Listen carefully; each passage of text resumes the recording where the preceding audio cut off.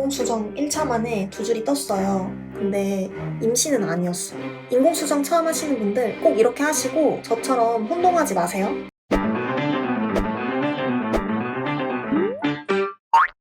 안녕하세요, 맘플리스입니다. 아기 가지기로 한 지 벌써 1년이 넘었어요. 저희가 건강하고 늦은 나이가 아니라고 생각했기 때문에, 그리고 가입력 검사했을 때도 그렇게 크게 문제될 것들이 없다고 말씀을 하셔서 당연히 이제 자연임신으로 바로 생길 줄 알았는데 1년 넘는 시간 동안 정말 단 한 번도 두 줄이 뜨지도 않더라고요. 그래서 인공수정을 하게 됐습니다. 제 이야기를 하면서 인공수정의 과정은 어떠한지, 거기에 지원금은 어떤 식으로 사용하면 되는지, 얼마 정도 나오는지 이거를 제가 말씀드리려고 해요.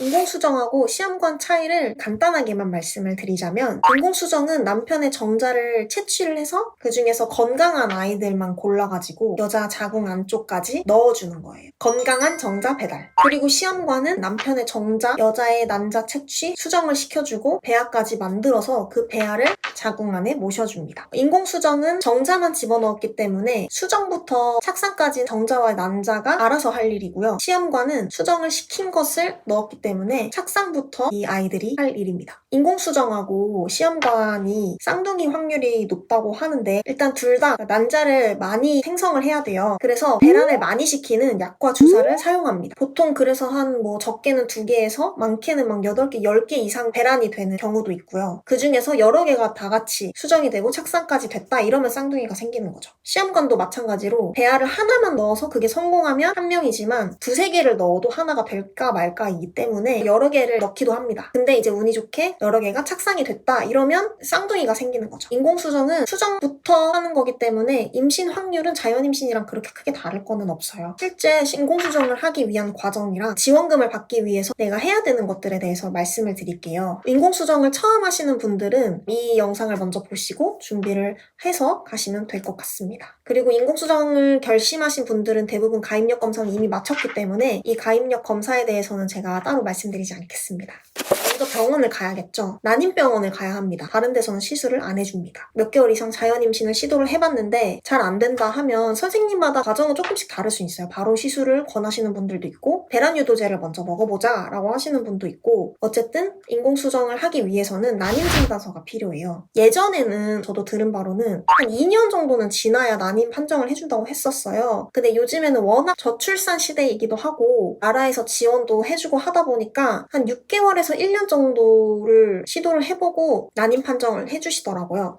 병원은 사실 아무 때나 가도 되긴 하는데 가장 좋은 건 생리 시작하고 2일차에서 3일차 아니면 생리 시작하자마자, 왜냐면 그 다음 배란을 준비하는 시기가 그때부터 시작하기 때문에 그때 병원을 내원을 하시면 병원에서 이제 순차적으로 약을 먹고 주사를 맞고 이렇게 바로 시작할 수 있습니다. 근데 만약에 내가 생리 끝날 무렵이라든지 끝난 지 1주일, 2주일 이렇게 뒤에 갔다 이러면 그 다음 생리부터 준비를 해야 되기 때문에 웬만하면 생리 시작하고 바로 병원으로 가시면 됩니다. 난임진단서를 받고 나면 우리가 바로 해야 되는 게 보건소에 이 인공수정 지원금을 신청을 해야 돼요. 왜냐하면 방문을 첫날에 했잖아요. 그럼 그날부터 인공수정 시작이라고 보거든요. 신청한 그날부터 발생하는 병원비를 지원금에서 사용할 수가 있어요. 그렇기 때문에 그날 바로 신청을 하셔야 난임진단서를 받기 위해서 방문한 그날 병원비도 우리가 받을 수 있는 거죠. 근데 그게 중요한 이유가 뭐냐면, 보통 이제 가입력 검사를 한 지 얼마 안 된 부부들은 상관이 없겠지만 피검사하고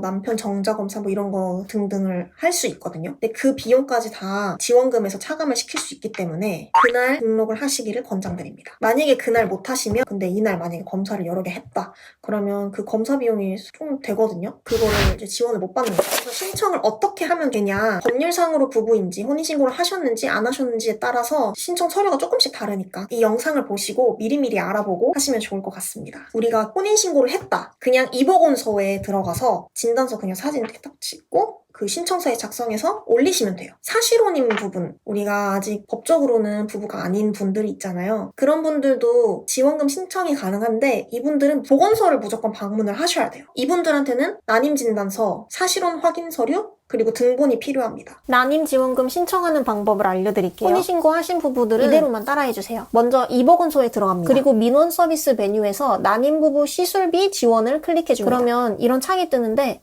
여기서 모두 다 동의해주시고 로그인해주세요. 따로 가입은 필요 없고 간편인증으로 로그인 하시면 됩니다.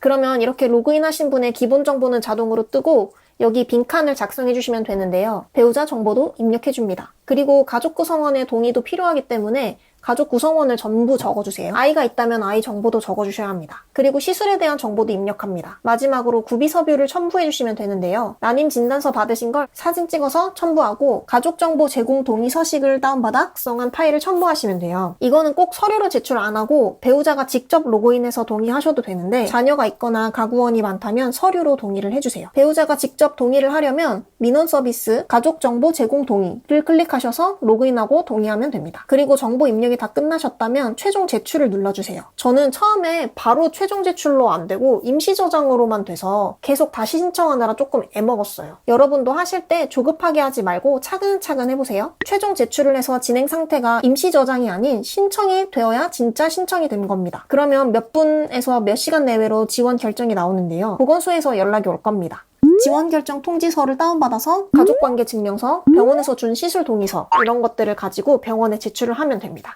받는 금액은 한 차시마다 최대 30만 원까지 지원이 가능하고 그건 현금으로 받는 게 아니라 병원에서는 그 지원금으로 바로 결제 처리를 하고 남은 금액을 제 카드로 결제를 하고요. 약국에서 내가 지원되는 약을 받았다 하면 그 약제 그 명세서 세부 내역서인가? 그게 있어요. 그래서 그거를 발급을 받아서 제출을 하시면 그 약제 비용에 대한 금액을 입금을 해줍니다. 근데 보통 병원마다 그 병원비가 조금씩 차이는 있겠지만 30만 원이라서 보통 그냥 병원에서 다 써요. 그냥 뭐 이거 검사하고 저거 검사하고 하면 30만 원 금방 쓰고 15에서 20만 원 정도를 저희가 더 결제를 했던 것 같아요. 그 지원이 안 되는 품목들도 있거든요. 2차, 3차 정도 넘어가면 아마 검사 항목이 조금 그렇게 막 많지가 않다면 약제 비용을 따로 또 청구를 해서 받을 수 있을 수도 있을 것 같아요. 그거는 이제 그거마다 다를 것 같습니다. 이 모든 서류들은 최초로 한 번만 제출하면 그 다음부터는 그냥 신청을 하면 이제 또 지원금이 바로 나옵니다. 그렇게 총 5번을 받을 수 있고요. 5차까지. 아이 한 명당이에요. 그래서 둘째 때 5번 이렇게 생각을 해주시면 됩니다.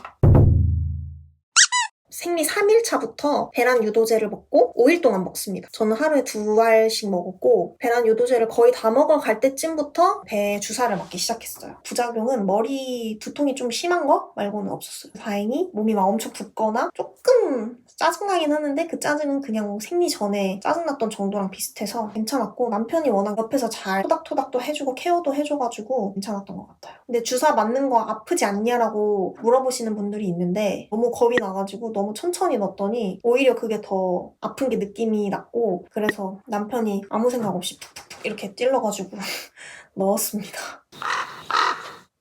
난포가 잘 자랐는지를 검사를 하러 갑니다. 잘 자랐으면 바로 난포 주사를 맞고 난포를 터뜨립니다. 1일에서 3일 이내에 배란이 되거든요. 그렇기 때문에 그 안에 시술을 해야 되죠. 그래서 저 같은 경우에는 바로 다음 날에 시술을 진행을 했고요. 이제 시술에 대해서 이제 말씀을 드릴게요. 아프냐 안 아프냐고 물어보시는 분들이 있을 것 같아요. 안 아프다고 하시는 분들이 너무 많았어요. 저는 아팠어요. 나팔관 조영술처럼 조금 아팠어요. 근데 다행히 나팔관 조영술은 한 10분 정도 계속 똑같은 그 고통이 계속 유지된다면 이거는 그래도 한 1, 2분? 그냥 체감상 한 1, 2분 정도니까 끝나더라고요. 그리고 나팔관 조영술 같은 경우에는 끝나고 나서도 진짜 아팠어요. 하루 종일 아팠어요. 인공수정은 그 시술할 때만 잠깐 아프고 나머지는 그냥 그렇게 아프진 않았어요. 그래서 시술을 하고 나면 30분 동안 쉬다가 알아서 그냥 집에 가면 됩니다. 저는 그리고 구료기자에서 시술할 줄 알았는데 베드에 누워서 다리 벌리고 시술을 받았습니다. 하고 나서 그 다음날부터 프로게스테론 호르몬이 들어있는 질정을 주셔요. 착상을 도와주는 호르몬이래요. 하루에 한 번씩 넣고 2주 뒤에 피검사를 통해서 임신이 됐는지 안 됐는지를 확인을 하러 가요. 근데 이제 제가 피검사 하러 가기 전에 얼리 임태기를 사서 테스트를 딱 했는데 정말 흐릿하게 2줄이 보이더라고요. 근데 이제 찾아보니까 난포 주사를 맞으면 그 난포 주사의 영향으로 2줄이 나올 수도 있대요. 피검사를 했는데 선생님이 원래 이쯤 되면 수치가 이 정도 나와야 되는데 지금 이거밖에 안 돼서 이건 유지가 안 될 것 같다. 그래도 다음 주 돼서 또 다시 올라갈 수도 있다, 이 호르몬이. 그러니까 다음 주에 생리가 안 터지면 다시 병원을 방문을 해라 라고 하셨어요.